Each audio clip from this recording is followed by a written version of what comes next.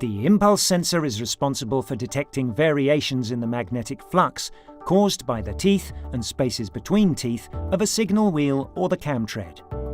This reading is converted into an electrical signal that is sent directly to the control unit. Inductive impulse sensors generate a sine wave. On the other hand, Hall effect sensors generate a square wave.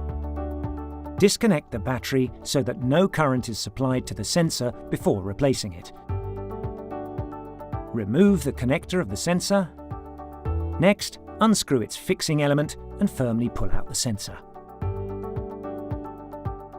Examine the body of the sensor and cable to check for any impacts or cracks that might have damaged these elements. Common causes of malfunction: deformations or cracks caused by overheating of the sensor or loss of signal caused by broken cables, short circuits, or internal cracks. Symptoms might be faulty startup of the vehicle or the check engine LED turning on. Other symptoms are the speedometer stops working, engine injection pulse interruptions or loss of power. Increased consumption and/or contamination can also be symptoms of sensor malfunction. Remember that the sealing gasket must be replaced when the sensor is replaced.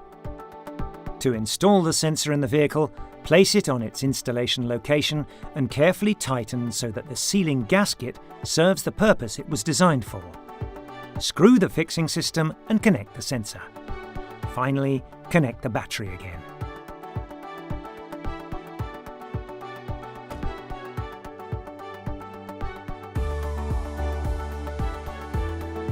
Correct maintenance of the sensor is vital for the correct operation of your vehicle.